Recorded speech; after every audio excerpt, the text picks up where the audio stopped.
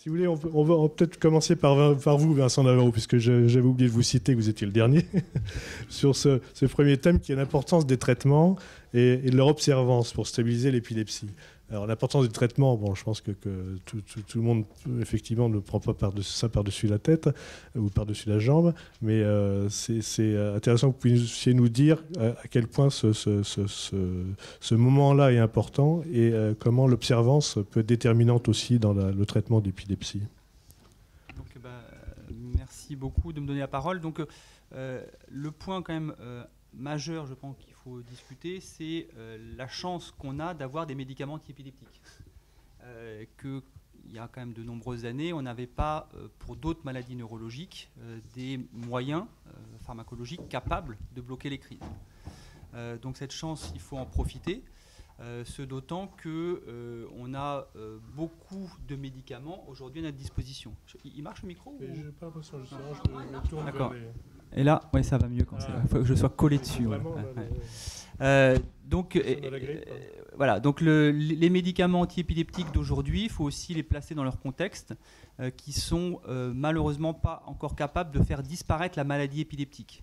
Donc les médicaments sont faits pour, à titre un peu symptomatique, d'empêcher que les crises ne surviennent. Donc ça, c'est effectivement quelque chose qui est important. Quand on prend un médicament, c'est dans le but d'éviter des récidives de crise. Si on rentre un petit peu dans le détail, je pense que la première attitude, parce qu'on a toute la chronologie de la journée, qui va être déjà d'être absolument certain qu'on est face à une épilepsie. Et ça, c'est une question qu'on se pose à chaque fois pour éviter des erreurs diagnostiques. Donc on va reprendre globalement toute l'histoire du patient, on va utiliser des examens, et quand on est absolument certain qu'il y a une épilepsie, on va proposer un traitement.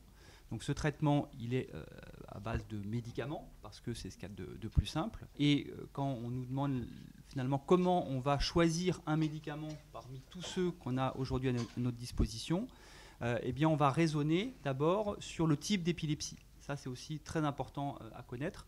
Il y a, vous savez, deux types d'épilepsie. Il y a les épilepsies focales, qui partent d'une partie du cerveau et puis qui vont se propager comme ça, de proche en proche. Et puis, il y a un autre groupe de maladies épileptiques qu'on appelle les épilepsies généralisées. Typiquement, c'est l'absence. Et donc, nous, notre raisonnement, c'est de savoir déjà dans quel groupe, dans quel type d'épilepsie il s'agit, parce que les médicaments ne sont pas nécessairement adaptés aux deux situations. Voilà. Et ensuite, une fois qu'on a dit, OK, là, il y a une épilepsie focale, donc on va utiliser les médicaments qui marchent dans les épilepsies focales. Ce qui est très curieux dans le domaine de l'épilepsie, c'est qu'on ne peut pas dire aujourd'hui qu'il y a un médicament qui marche mieux qu'un autre. Dans d'autres domaines, peut-être que je ne connais pas bien, on peut hiérarchiser des médicaments qui marchent très très bien dans l'hypertension, en diabéto. Mais là, nous, dans le domaine de l'épilepsie, finalement, en termes d'efficacité, ils se valent à peu près tous. Et ce qu'on va devoir faire, c'est finalement choisir le traitement, non pas nécessairement en fonction de son efficacité, mais en fonction de sa tolérance. Et ça, c'est effectivement important, et vous le savez qu'il y a plein de médicaments et que chacun de ces médicaments a des effets secondaires. Ça n'existe pas un médicament sans effets secondaires. Et qu'on va devoir choisir le médicament qui a le moins d'effets secondaires et qui est adapté à la personne qu'on voit. Voilà. Et si vous voulez, professeur, peut-être on pourra le traiter tout à l'heure dans la deuxième partie de cette table ronde, dont le thème est, enfin, dont la principale question est comment on choisit le médicament. Donc voir ce qui effectivement vient prioritairement ou ce qui est testé avec les autres. Mais continuez. Et donc, une fois, voilà, je vous résume un petit peu notre parcours pendant la consultation, parce que tout ça, effectivement, on va le faire. Et puis, une fois qu'on a proposé un traitement, mais ça, on en parlera, on va bien expliquer qu'on va choisir une dose souvent faible pour voir déjà comment le patient supporte en fait le traitement et expliquer, et ça aussi je pense c'est important, qu'il y a la possibilité qu'il y ait encore d'autres crises, mais peut-être qu'on augmentera la dose, donc il y a tout un échange avec nos patients. Et puis effectivement là où c'est très important, c'est de bien expliquer que le traitement, il va falloir le prendre de façon continue pendant longtemps. Alors longtemps, ça dépend. Il y a des épilepsies dont on sait qu'elles sont liées à des lésions cérébrales et que malheureusement, sauf s'il y avait d'autres solutions comme chirurgicales, c'est des années et des années. Et d'autres médicaments, et ça peut-être que Stéphane, tu pourras nous expliquer un peu plus, chez l'enfant, on sait qu'il y a des épilepsies qui spontanément, avec le temps, vont disparaître.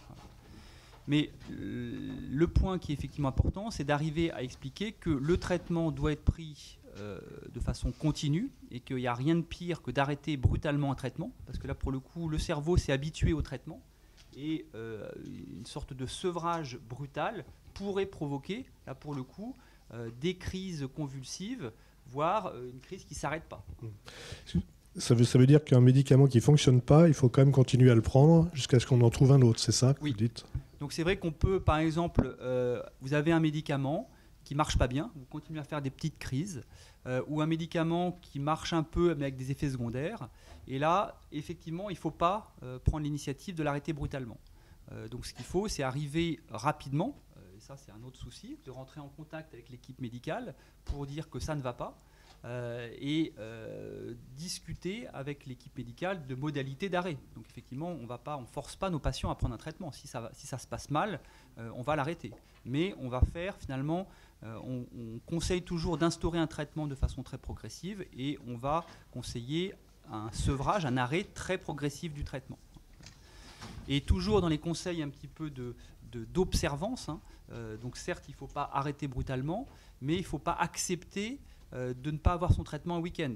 Vous êtes en cours d'ordonnance, vous n'avez justement pas réussi à contacter votre neurologue, épileptologue pour avoir un renouvellement d'ordonnance et vous n'avez plus rien. Et bien là, il ne faut pas accepter d'attendre 3 jours sans traitement. Et il faut se débrouiller. Alors, ce n'est pas simple pour soit aller voir son pharmacien, soit aller voir un autre médecin pour que le traitement soit renouvelé. Et trouver des solutions qui ne sont pas toujours simples, mais d'aller dans une pharmacie de garde et de ne pas être à court de traitement. Est-ce que ça veut dire qu'on peut appeler SOS médecin et se faire prescrire par un médecin de SOS ou c'est Alors SOS médecin, ouais, je pense que ça passera pas. Voilà, oui. Mais il faut effectivement anticiper. Donc il faut savoir avoir des petits stocks. Il faut savoir aller régulièrement chez son pharmacien ou son médecin généraliste.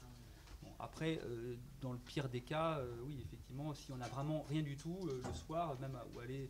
Alors, j'ai pas de solution miraculeuse, mais effectivement, les urgences et attendre 6 heures, c'est pas non plus terrible. Ouais. Mais en tout cas, voilà, faut pas en arriver là d'être à court de traitement. Oui, l'observance, ça passe par un certain nombre de précautions qui est pas de faire du stock, mais d'avoir toujours suffisamment de médicaments sur soi ou possiblement prenables pour éviter ce type de rupture. D'accord. Ça veut dire quoi exactement, enfin exactement, peut-être que c'est difficile de le définir exactement, mais stabiliser une épilepsie? Alors, nous, notre objectif, et celui des patients, c'est d'arriver à faire disparaître toutes les crises. Donc ça, c'est l'objectif. Ensuite, selon le type d'épilepsie, on arrive à pouvoir prédire que dans certains types d'épilepsie, avec un traitement simple, on va y arriver. Il y aura 0 crise. Malheureusement, il y a d'autres situations où on peut présumer déjà de ce qu'on appellera, et qu'on discutera tout à l'heure, qui est la pharmacorésistance. Et dans ce cas-là, à nous de le dire clairement aux patients, à la famille, qu'on va mettre un traitement, que ça va diminuer peut-être la fréquence des crises. Au lieu de faire 10 crises par mois, vous allez peut-être en faire 5, ce qui est déjà mieux que 10. Peut-être qu'on va diminuer l'intensité de la crise. Voilà. Et ça, je pense qu'il faut qu'on soit clair sur l'objectif. Parce que si, effectivement, au bout de 3 mois, après la prise d'un traitement, finalement, le patient pensait qu'il aurait 0 crise, il en fait encore 5, il peut être très déçu et décider de tout arrêter. Ouais. Alors que, finalement, on s'était fixé un objectif de début d'amélioration et que peut-être qu'on peut se revoir et peut-être qu'on peut augmenter la dose du traitement et encore gagner quelque chose. Mais avec peut-être le risque qu'on n'arrivera jamais à tout faire disparaître. Donc stabiliser, en fait, c'est pas forcément supprimer l'ensemble des symptômes, c'est éventuellement les réduire. Il faut avoir ça dans la tête quand on prend son traitement, c'est qu'il n'est pas forcément celui qui va permettre d'évacuer toutes ces crises.